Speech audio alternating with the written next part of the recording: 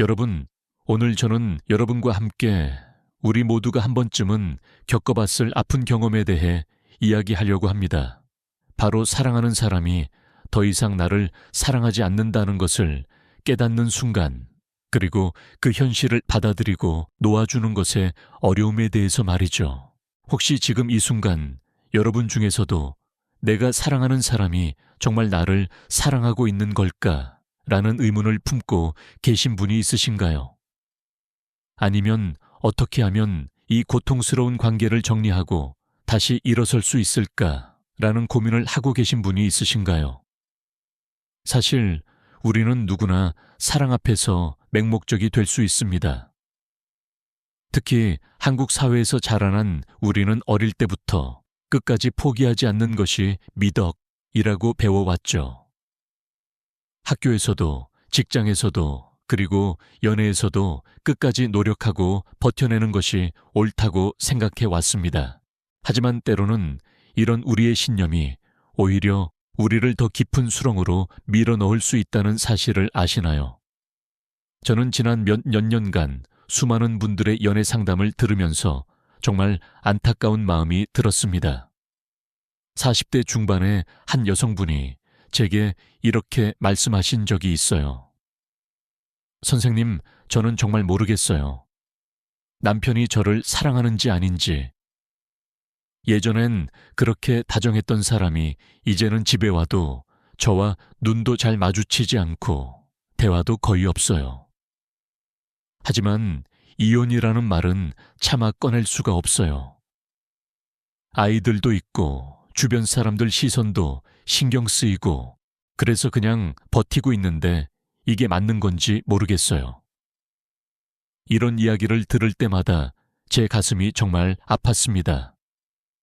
왜냐하면 이분만이 아니라 우리 주변에는 이런 고민을 하는 분들이 정말 많기 때문이에요.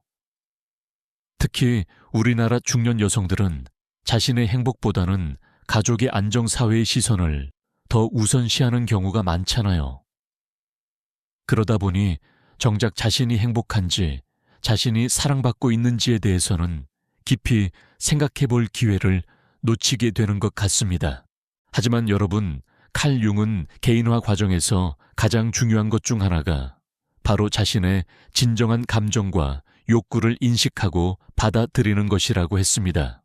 우리가 다른 사람의 기대에 맞추기 위해 혹은 사회의 규범에 맞추기 위해 자신의 진짜 마음을 억누르고 살아간다면 그것은 결국 우리 자신을 잃어가는 길이 될 수 있다는 거예요. 그렇다면 오늘 우리는 함께 이런 질문들을 탐구해 보려고 합니다. 어떻게 하면 상대방이 나를 더 이상 사랑하지 않는다는 신호를 정확히 읽어낼 수 있을까요? 그리고 그런 현실을 마주했을 때 어떻게 하면 건강하게 그 관계를 정리하고 다시 자신을 찾아갈 수 있을까요? 더 나아가 이런 어려운 과정을 통해 우리는 어떻게 더 성숙하고 완전한 자아로 성장할 수 있을까요? 오늘 이 시간이 여러분에게 단순히 정보를 제공하는 것을 넘어서 여러분 자신의 내면을 깊이 들여다보고 진정한 자아를 발견하는 여행의 시작점이 되었으면 좋겠습니다. 그럼 지금부터 함께 이 중요한 주제를 차근차근 살펴보도록 하겠습니다. 우선 우리가 왜 사랑이 식었다는 신호를 놓치게 되는지부터 생각해 볼 필요가 있습니다. 융 심리학에서 말하는 그림자 개념을 빌려오자면 우리는 종종 보고 싶지 않은 현실을 무의식 속으로 밀어넣고 외면하려고 합니다.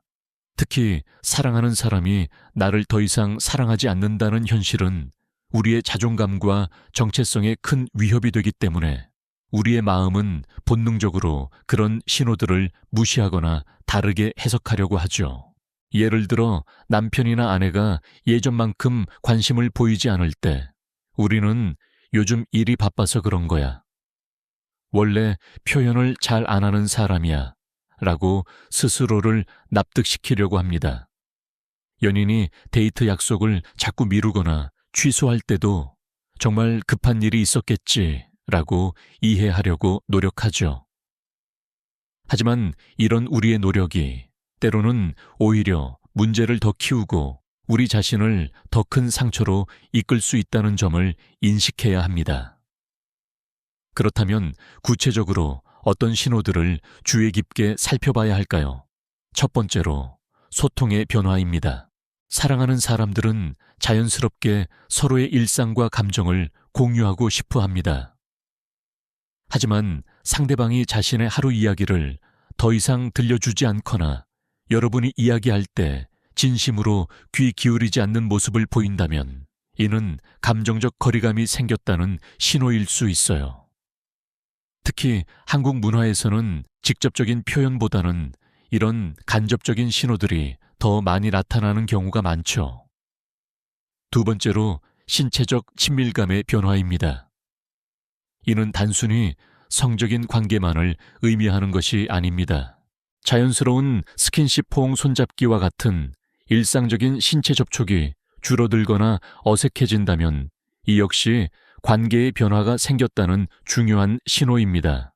특히 한국 부부들의 경우 결혼 생활이 길어질수록 이런 신체적 친밀감을 당연하게 여기다가 그것이 사라져도 크게 신경 쓰지 않는 경우가 많은데 사실 이는 매우 중요한 관계의 바로미터라고 할 수 있어요.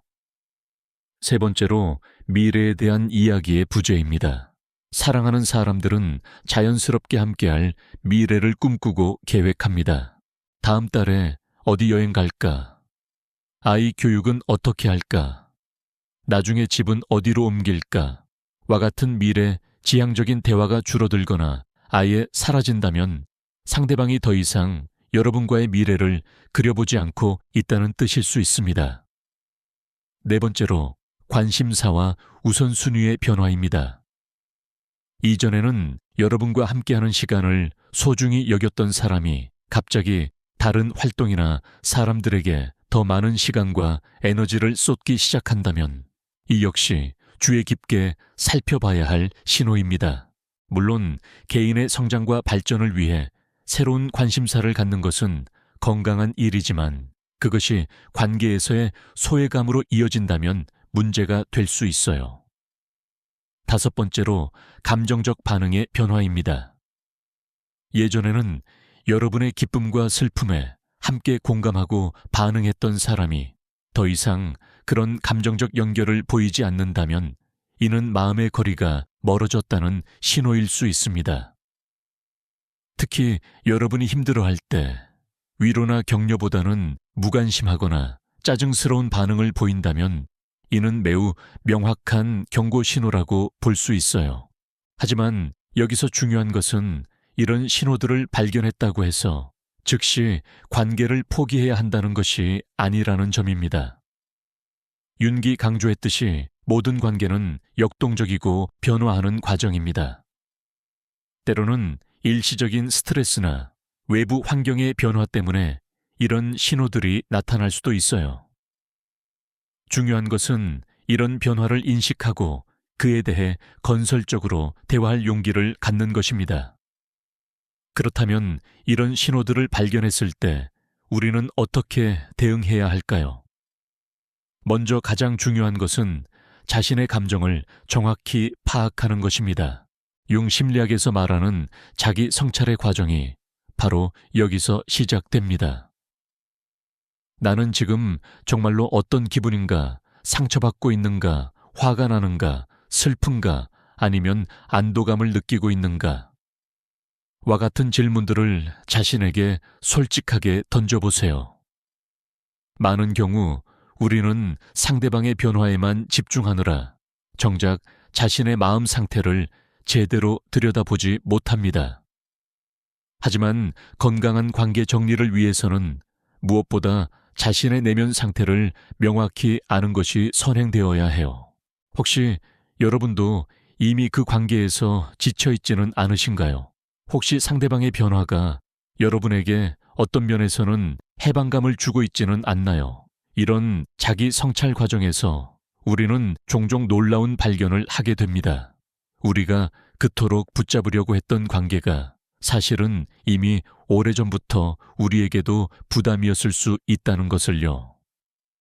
하지만 사회적 기대나 체면, 그리고 변화에 대한 두려움 때문에 우리는 그런 자신의 진짜 마음을 인정하기를 거부해 왔을 수 있습니다.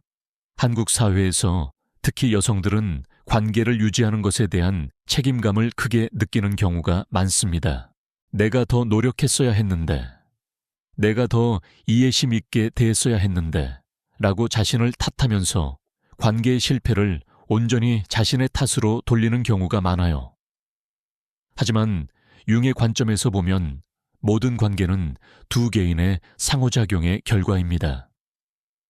한 사람의 노력만으로는 건강한 관계를 유지할 수 없어요.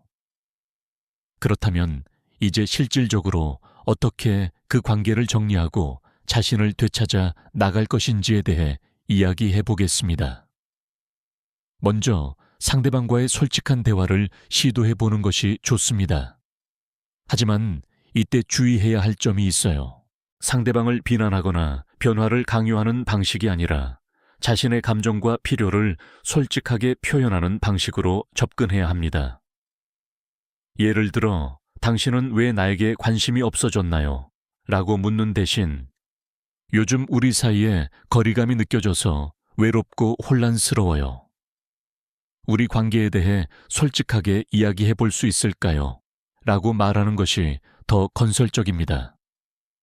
이런 방식의 대화는 상대방도 자신의 마음을 더 솔직하게 털어놓을 수 있는 기회를 제공합니다. 하지만 때로는 이런 대화조차 불가능한 상황이 있을 수 있어요. 상대방이 대화 자체를 거부하거나 계속해서 회피하는 태도를 보인다면 이 자체가 이미 명확한 답변일 수 있습니다. 진정으로 여러분을 사랑하고 관계를 소중히 여기는 사람이라면 여러분이 진심으로 대화를 요청했을 때 최소한 그 마음은 받아줄 것이기 때문이에요. 이런 상황에서 많은 분들이 한 번 더 기회를 줘야 하는 건 아닐까, 조금만 더 기다리면 달라질까라고 생각하시는데, 여기서 중요한 것은 기다림과 집착을 구별하는 것입니다. 건강한 기다림은 상호 존중과 소통을 바탕으로 하지만 집착은 상대방의 의사나 상황을 무시하고 자신의 욕구만을 우선시하는 것이에요. 융의 개인화 과정에서 보면 우리는 때로 다른 사람에게 과도하게 의존하면서 자신의 정체성을 잃어버리는 경우가 있습니다. 특히 연인이나 배우자와의 관계에서 자신을 완전히 맞춰가다 보면 정작 자신이 누구인지, 자신이 정말로 원하는 것이 무엇인지를 잊어버리게 되죠. 이런 상태에서는 상대방을 잃는 것이 마치 자신을 잃는 것처럼 느껴지기 때문에 더욱 강하게 매달리게 됩니다. 하지만 진정한 성숙함과 자유는 다른 사람 없이도 완전한 자신이 될 수 있을 때 찾아옵니다. 물론 이것이 혼자 살아가라는 뜻은 아닙니다. 오히려 자신이 누구인지 명확히 알고 있는 사람이야말로 다른 사람과 더 건강하고 깊이 있는 관계를 맺을 수 있어요. 그렇다면 구체적으로 어떻게 하면 관계를 놓아주면서 동시에 자신을 되찾을 수 있을까요? 첫 번째 단계는 그리움과 집착을 구별하는 것입니다. 사랑했던 사람을 그리워하는 것은 자연스럽고 건강한 감정이에요. 하지만 그 사람 없이는 살 수 없다고 생각하거나 그 사람을 되찾기 위해 자신을 바꿔가려고 하는 것은 집착입니다. 두 번째는 상실에 대한 슬픔을 온전히 받아들이는 것입니다. 많은 분들이 슬픔을 느끼는 것 자체를 부정적인 것으로 여기고 빨리 극복하려고 하는데, 사실 슬픔은 치유 과정의 필수적인 부분이에요. 윤기 말했듯이 우리가 무의식 속으로 밀어넣고 외면하려고 하는 감정들은 결국 다른 방식으로 우리에게 돌아올 수밖에 없습니다. 한국 사회에서는 특히 강해야 한다, 빨리 털고 일어나야 한다 는 압박이 강한 편이죠. 하지만 진정한 강함은 자신의 연약함과 슬픔을 인정하고 받아들일 수 있는 용기에서 나온다는 것을 기억해 주세요. 충분히 슬퍼하고 충분히 아파하세요. 그것이 바로 치유의 시작입니다. 세 번째는 새로운 정체성을 탐구하는 것입니다. 오랫동안 누군가의 연인, 누군가의 배우자로 살아온 분들은 그 관계가 끝났을 때 나는 과연 누구인가? 라는 근본적인 질문에 직면하게 됩니다. 이것은 두렵고 혼란스러운 과정일 수 있지만 동시에 새로운 자아를 발견할 수 있는 귀중한 기회이기도 해요. 이 과정에서 도움이 되는 것은 자신이 그 관계 이전에는 어떤 사람이었는지, 어떤 꿈과 관심사를 가지고 있었는지를 떠올려 보는 것입니다. 혹시 관계에 몰입하면서 포기했던 취미나 친구 관계들이 있지는 않나요? 미뤄두었던 개인적인 목표나 꿈들이 있지는 않나요? 실제로 많은 분들이 이런 과정을 통해 놀라운 발견을 하게 됩니다. 자신이 생각했던 것보다 훨씬 많은 가능성과 잠재력을 가지고 있다는 것을요. 관계에 매여 있을 때는 보이지 않았던 자신의 모습들을 발견하게 되죠. 네 번째는 사회적 지지 체계를 구축하는 것입니다. 한국 사회에서는 특히 중년 여성들이 관계가 끝났을 때 사회적으로 고립되기 쉬운 구조예요. 부부 중심의 모임이 많고 혼자 활동하는 것에 대한 시선도 여전히 부담스러운 경우가 많죠. 하지만 이런 때일수록 진정으로 여러분을 이해하고 지지해 줄 수 있는 사람들과의 관계를 강화하는 것이 중요합니다. 가족, 친구, 동료 또는 같은 경험을 한 사람들과의 네트워크를 통해 여러분은 자신이 혼자가 아니라는 것을 느낄 수 있을 거예요. 때로는 전문적인 상담이나 치료의 도움을 받는 것도 매우 유익할 수 있습니다. 이것은 결코 부끄러운 일이 아니라 자신을 돌보는 현명한 선택이라는 것을 기억해 주세요. 다섯 번째는 일상의 새로운 리듬을 만드는 것입니다. 관계 중심의 생활에서 벗어나 자신만의 새로운 일상을 구축하는 것은 새로운 정체성을 형성하는 데 매우 중요합니다. 이것은 거창한 것일 필요는 없어요. 새로운 운동을 시작하거나 새로운 취미를 배우거나 새로운 장소를 탐험하는 것과 같은 작은 변화들도 충분히 의미 있습니다. 중요한 것은 이런 활동들이 다른 사람을 위한 것이 아니라 온전히 자신을 위한 것이라는 점이에요. 이것을 하면 그 사람이 다시 돌아올까라는 생각이 아니라 이것이 나에게 기쁨을 주는가, 나를 성장시키는가 라는 관점에서 선택해 보세요. 여섯 번째는 과거의 관계에서 배운 교훈들을 정리하는 것입니다. 모든 관계는 우리에게 무언가를 가르쳐 줍니다. 비록 그 관계가 아픈 방식으로 끝났다고 하더라도 그 과정에서 우리가 얻은 성장과 깨달음들이 분명히 있을 거예요. 이런 교훈들을 의식적으로 정리하고 내재화하는 것은 미래의 관계를 더 건강하게 만들어 나가는데 도움이 됩니다. 예를 들어, 나는 상대방의 기분에 너무 맞춰가느라 내 자신을 잃었구나. 나는 갈등을 피하려고 하다가 오히려 문제를 키웠구나. 나는 상대방의 사랑을 받기 위해 진짜 내 모습을 숨겼구나. 와 같은 깨달음들을 얻을 수 있을 거예요. 이런 인식들은 앞으로 더 성숙한 관계를 맺는데 귀중한 자산이 될 것입니다. 이제 조금 더 깊이 들어가서 왜 우리는 이미 끝난 관계에 그토록 매달리게 되는지, 그리고 그것을 극복하기 위한 심리적 메커니즘에 대해 살펴보겠습니다. 융 심리학의 관점에서 보면 우리가 다른 사람에게 과도하게 집착하는 이유 중 하나는 아니무스나 아니마와 관련이 있을 수 있어요. 아니무스와 아니마는 융기 제시한 개념으로 우리 무의식 속에 존재하는 이성상을 말합니다. 간단히 말해서 우리는 무의식적으로 이상적인 파트너의 모습을 그려보고 현실의 누군가에게 그 모습을 투영하게 되죠. 문제는 이런 투영이 너무 강할 때 우리는 그 사람의 실제 모습이 아니라 우리가 투영한 이상적인 모습에 사랑에 빠지게 된다는 것입니다. 이런 경우 상대방이 우리의 기대와 다른 모습을 보이거나 관계에서 떠나려고 할 때 우리는 마치 이상 자체가 깨어지는 듯한 절망감을 느끼게 됩니다. 하지만 사실 우리가 잃는 것은 그 사람이 아니라 우리가 만들어낸 환상일 수도 있어요. 한국 사회의 연애 문화에서도 이런 투영 현상을 쉽게 찾아볼 수 있습니다.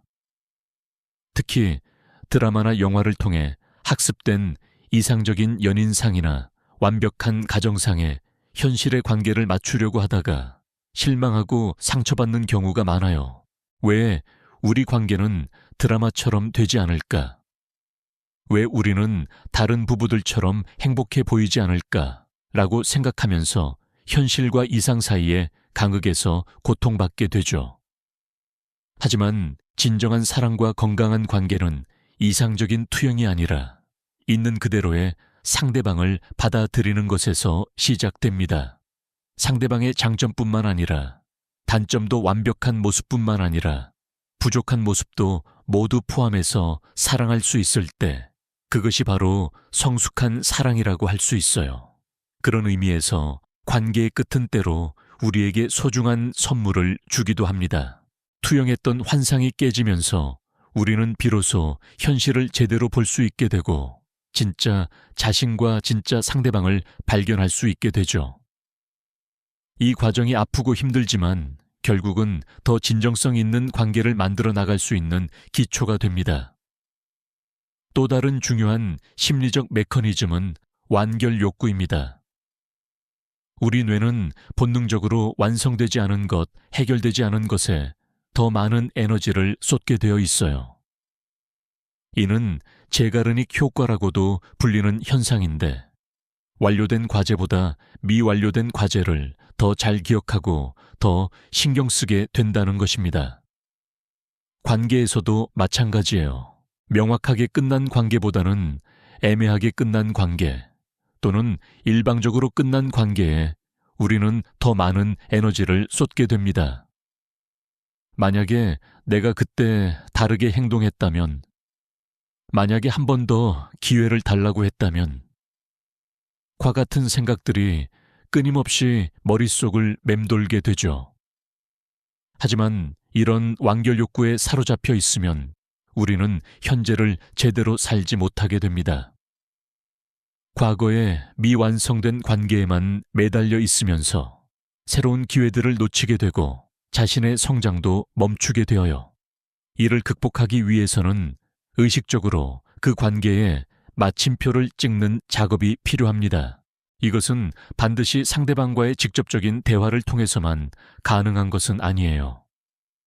때로는 혼자서 또는 신뢰할 수 있는 사람과 함께 그 관계에 대한 자신만의 결론을 내리는 것만으로도 충분할 수 있습니다.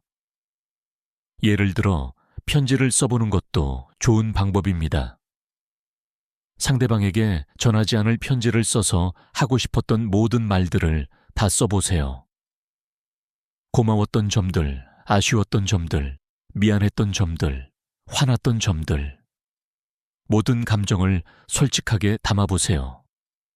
그리고 마지막에는 그 관계를 보내준다는 내용으로 마무리해보세요. 이런 과정을 통해 우리는 심리적으로 그 관계를 완결짓고 새로운 시작을 할 수 있게 됩니다. 아니면 의식적인 작별의식을 만들어 보는 것도 도움이 됩니다. 그 사람과의 추억이 담긴 물건들을 정리하면서 감사한 마음으로 작별 인사를 하거나 특별한 장소를 방문해서 그 관계에 대한 자신만의 마무리를 하는 것이죠. 중요한 것은 이런 과정이 원망이나 분노가 아니라 감사와 수용의 마음으로 이루어져야 한다는 점입니다.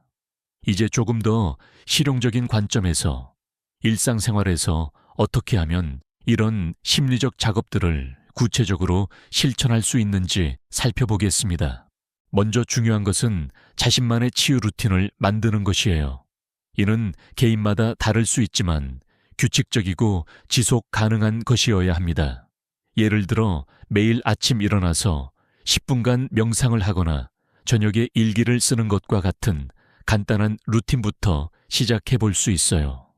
명상은 특히 우리의 마음을 현재 순간에 집중시키는 데 도움이 되고 과거의 아픔이나 미래의 불안에서 벗어날 수 있게 해줍니다. 일기 쓰기는 자신의 감정을 정리하고 내면의 목소리를 들을 수 있는 좋은 방법이죠. 또한 신체적인 활동도 매우 중요합니다. 운동은 단순히 몸의 건강을 위해서만 필요한 것이 아니라 정신적인 치유에도 큰 도움이 되어요. 특히 요가나 태극권 같은 마음 챙김 운동은 몸과 마음을 동시에 돌볼 수 있는 좋은 방법입니다. 한국에서도 이제 이런 활동들에 참여할 수 있는 기회가 많아졌으니 자신에게 맞는 것을 찾아보시기 바라요. 창의적인 활동도 치유에 매우 효과적입니다. 그림 그리기, 음악 듣기, 글쓰기, 공예 만들기 등을 통해 우리는 말로 표현하기 어려운 감정들을 다른 방식으로 표출할 수 있어요. 이런 활동들은 우리의 무의식과 소통하는 통로가 되어주기도 하죠. 융이 강조했던 적극적 상상법도 여기서 활용해 볼 수 있습니다. 이는 의식적으로 상상을 통해 무의식의 내용들과 대화하는 방법인데 예술적 표현과 결합하면 더욱 효과적일 수 있어요. 예를 들어 자신의 감정을 색깔로 표현해 보거나 현재 상황을 상징하는 그림을 그려보는 것과 같은 방법들이 있습니다. 사회적 관계의 재구성도 중요한 과제입니다. 연인이나 배우자와의 관계가 끝나면 그와 연결되어 있던 다른 관계들도 함께 변화하게 되는 경우가 많아요. 특히 한국 사회에서는 부부 단위의 만남이 많기 때문에 이혼이나 이별 후에 기존 사회적 네트워크에서 소외감을 느끼는 경우가 많습니다.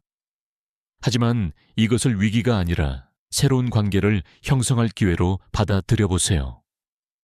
그동안 시간이 없어서 소홀했던 친구들과 다시 연락을 취해보거나 새로운 취미나 관심사를 통해 비슷한 생각을 가진 사람들을 만나볼 수 있어요. 요즘에는 온라인을 통해서도 다양한 모임이나 커뮤니티에 참여할 수 있으니 부담 없이 시작해 볼 수 있습니다. 중요한 것은 자신이 진정으로 관심 있어 하는 활동을 기반으로 한 만남이어야 한다는 점이에요. 그래야 진정성 있는 관계를 맺을 수 있고 자신의 정체성도 더 명확해질 수 있습니다. 또한 가족 관계도 재점검해 볼 필요가 있습니다.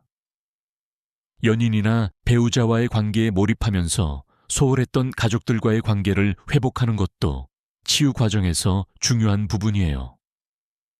특히 부모님이나 형제 자매들과의 관계에서 그동안 해결하지 못했던 문제들이 있다면 이런 시기가 오히려 그것들을 정리할 좋은 기회가 될 수 있습니다. 하지만 여기서 주의해야 할 점은 가족에게 과도하게 의존하거나 가족을 통해 상처받은 관계를 대체하려고 해서는 안 된다는 것입니다. 각각의 관계는 고유한 특성과 경계가 있으므로 건강한 균형을 유지하는 것이 중요해요. 경제적 독립과 안정도 자아를 회복하는 과정에서 빠뜨릴 수 없는 요소입니다. 특히 한국의 중년 여성들 중에는 결혼과 함께 직장을 그만두거나 경력을 단절한 분들이 많은데 관계가 끝난 후에 경제적 불안을 느끼는 경우가 많아요. 하지만 이것도 새로운 시작의 기회로 받아들일 수 있습니다. 그동안 미뤄두었던 직업적 목표나 사업 아이디어를 실현해 볼 수도 있고 새로운 기술이나 지식을 배워서 새로운 분야에 도전해 볼 수도 있어요. 나이가 많다고 해서 포기할 필요는 없습니다. 요즘에는 중년 창업이나 경력 변화가 드문 일이 아니거든요. 경제적 독립은 단순히 돈을 버는 것 이상의 의미가 있습니다. 그것은 자신의 능력에 대한 자신감을 회복하고 다른 사람에게 의존하지 않고도 살아갈 수 있다는 확신을 주어요. 이런 확신은 미래의 관계에서도 더 건강한 균형을 유지할 수 있게 해줍니다. 이제 좀 더 깊이 있는 심리적 차원에서 관계의 끝이 우리에게 주는 영적인 의미에 대해 생각해 보겠습니다. 융의 관점에서 보면 우리 인생의 모든 경험은 개인화 과정의 일부입니다. 개인화란 우리가 진정한 자기 자신이 되어가는 과정을 말하는데, 이 과정에서 관계의 상실과 재생은 매우 중요한 역할을 합니다. 특히 중년기에 경험하는 관계의 변화는 융기 말한 인생의 정오와 관련이 있을 수 있어요. 인생의 전반기가 외적 성취와 사회적 역할에 집중하는 시기라면 후반기는 내적 성장과 영적 발달에 집중하는 시기입니다. 이런 전환점에서 우리는 기존의 관계나 가치관에 대해 근본적인 질문을 하게 되고 때로는 큰 변화를 경험하게 되죠. 이런 관점에서 보면 관계의 끝은 단순한 실패나 불행이 아니라 새로운 성장을 위한 필연적인 과정일 수 있습니다. 마치 나비가 되기 위해 번데기 단계를 거쳐야 하는 것처럼 우리도 더 성숙한 자아가 되기 위해 때로는 기존의 정체성을 벗어던져야 할 필요가 있어요.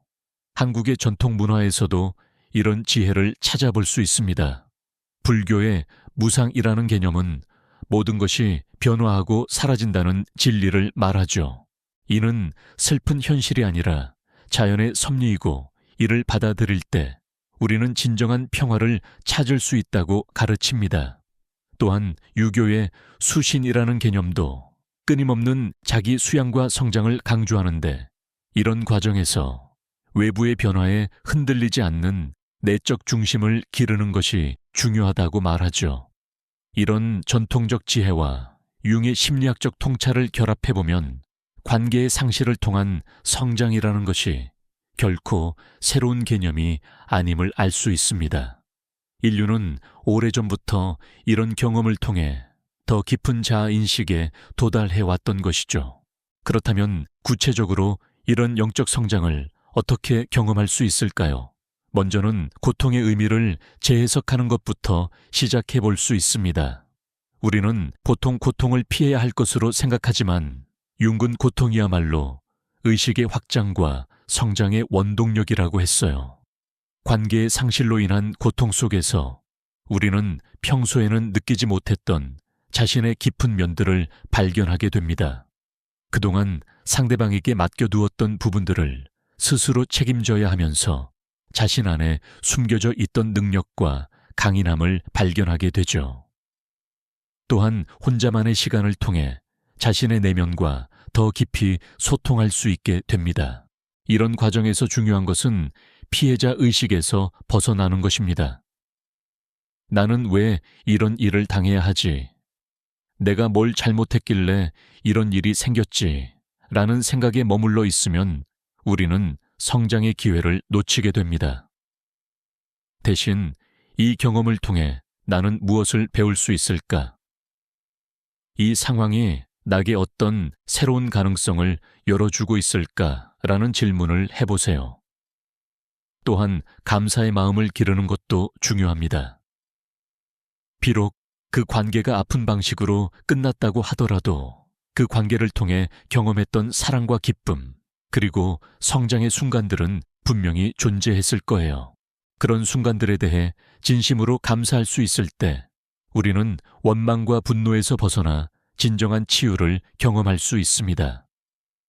이런 감사의 마음은 단순히 긍정적 사고가 아니라 삶의 전체적인 그림을 볼 수 있는 지혜에서 나옵니다. 우리 인생에서 일어나는 모든 일들은 서로 연결되어 있고 때로는 고통스러운 경험도 나중에 보면 큰 선물이었음을 깨닫게 되는 경우가 많아요. 용서의 과정도 빠뜨릴 수 없는 중요한 요소입니다.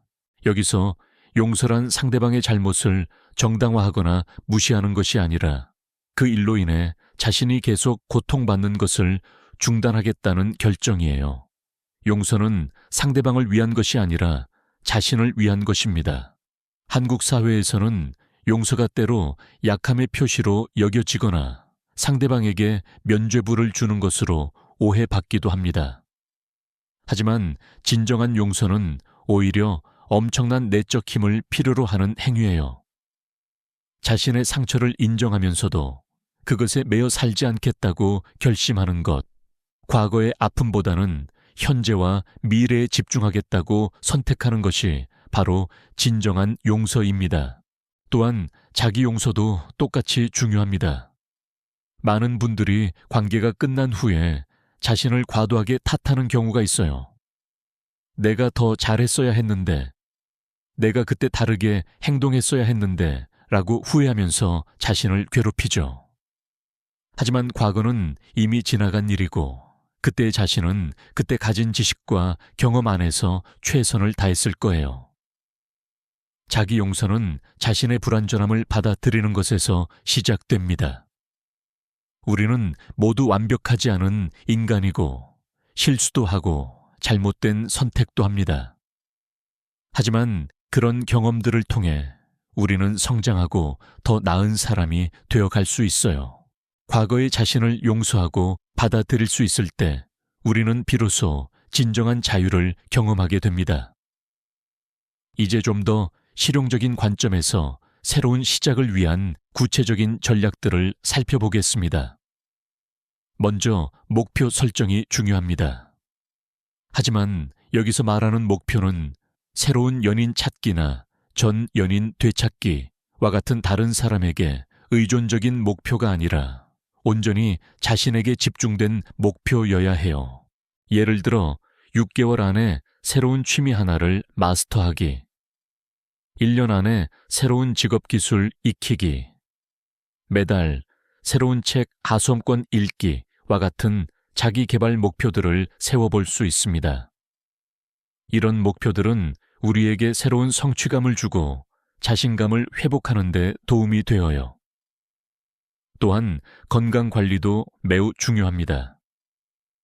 관계의 스트레스와 이별의 충격은 우리 몸에도 큰 영향을 미칩니다. 규칙적인 운동 균형 잡힌 식사 충분한 수면 등 기본적인 건강 관리를 통해 몸의 컨디션을 회복하는 것이 마음의 치유에도 큰 도움이 됩니다. 특히 한국 음식 문화에는 마음을 달래주는 여러 요소들이 있어요. 따뜻한 국물 요리를 먹거나 친구들과 함께 맛있는 음식을 나누어 먹는 것만으로도 위로를 받을 수 있죠. 하지만 스트레스로 인한 폭식이나 거식은 피해야 한다는 점도 기억해 주세요. 새로운 환경에 노출되는 것도 좋은 전략입니다. 같은 공간에서 같은 루틴을 반복하다 보면 우울한 생각에 빠지기 쉬워요. 새로운 장소를 방문하거나 새로운 활동에 참여하거나 심지어는 집안의 인테리어를 바꾸는 것과 같은 작은 변화도 기분 전환에 도움이 됩니다. 여행도 좋은 선택이 될 수 있어요. 혼자 하는 여행은 처음에는 두렵게 느껴질 수도 있지만 자신과의 시간을 갖고 새로운 관점을 얻는 데 매우 효과적입니다. 꼭 멀리 갈 필요는 없어요. 가까운 곳이라도 평소와 다른 환경에서 시간을 보내는 것만으로도 충분히 의미가 있습니다. 학습과 성장에 투자하는 것도 중요합니다. 그동안 시간이 없어서 미뤄두었던 공부나 교육과정에 참여해 보세요. 새로운 지식을 습득하고 새로운 기술을 익히는 과정에서 우리는 자신의 가능성을 재발견하게 됩니다. 또한 같은 관심사를 가진 사람들을 만날 수 있는 기회도 생기죠. 요즘에는 온라인으로도 다양한 교육 과정에 참여할 수 있으니 부담 없이 시작해 볼 수 있습니다. 언어학습, 컴퓨터 기술, 예술 음악 요리 등 정말 다양한 분야에서 새로운 도전을 해볼 수 있어요. 창작 활동도 치유와 성장에 매우 도움이 됩니다. 글쓰기, 그림 그리기, 음악 만들기, 수공예 등을 통해 자신의 내면을 표현하고 새로운 자아를 발견할 수 있어요. 완벽한 작품을 만들어야 한다는 부담은 갖지 마세요. 중요한 것은 과정 자체에서 얻는 치유와 성장이니까요. 이런 과정에서 우리가 주의해야 할 함정들도 있습니다. 첫 번째는 리바운드 관계의 유혹입니다. 외로움과 상처를 달래기 위해 성급하게 새로운 관계에 뛰어드는 것은 자신에게도 상대방에게도 좋지 않은 결과를 가져올 수 있어요. 아직 이전 관계의 상처가 치유되지 않은 상태에서 시작한 관계는 건강하지 못한 패턴을 반복할 가능성이 높습니다. 두 번째는 과도한 자기개발의 함정입니다. 상처를 피하기 위해 무리하게 많은 활동에 자신을 몰아넣는 것도 건강하지 않아요. 바쁨으로 마음을 달래는 것과 진정한 치유는 다릅니다. 적절한 휴식과 성찰의 시간도 꼭 필요하다는 것을 잊지 마세요. 세 번째는 완벽주의의 함정입니다. 이번에는 완벽한 사람이 되어서 더 좋은 관계를 만들어야지 라고 생각하면서 자신에게 과도한 압박을 가하는 경우가 있어요. 하지만 완벽한 사람은 존재하지 않고 완벽함을 추구하다 보면 오히려 자연스러운 자신의 모습을 잃을 수 있습니다. 네 번째는 비교의 함정입니다. SNS나 주변 사람들을 보면서 다른 사람들은 다 행복해 보이는데 나만 이렇게 힘들다고 생각하는 것은 자신을 더욱 괴롭히는 일이에요. 각자의 인생에는 각자의 타이밍이 있고 겉으로 보이는 것과 실제 상황은 다를 수 있다는 것을 기억해 주세요. 이제 미래의 관계를 위한 준비에 대해 이야기해 보겠습니다. 혹시 지금 당장은 새로운 관계에 대한 생각이 없더라도 언젠가는 다시 누군가와 소중한 관계를 맺고 싶어질 수도 있어요. 그럴 때를 위해 지금부터 준비할 수 있는 것들이 있습니다. 첫 번째는 자신의 관계 패턴을 이해하는 것입니다. 우리는 각자 고유한 애착 스타일과 관계 패턴을 가지고 있어요. 과거의 관계들을 돌아보면서 자신이 어떤 방식으로 사랑하고 어떤 방식으로 갈등을 해결하며 어떤 부분에서 어려움을 겪는지를 파악해 보세요. 예를 들어, 나는 상대방에게 과도하게 맞춰주는 경향이 있구나. 나는 갈등 상황에서 회피하는 습관이 있구나. 나는 상대방의 사랑을 확인받고 싶어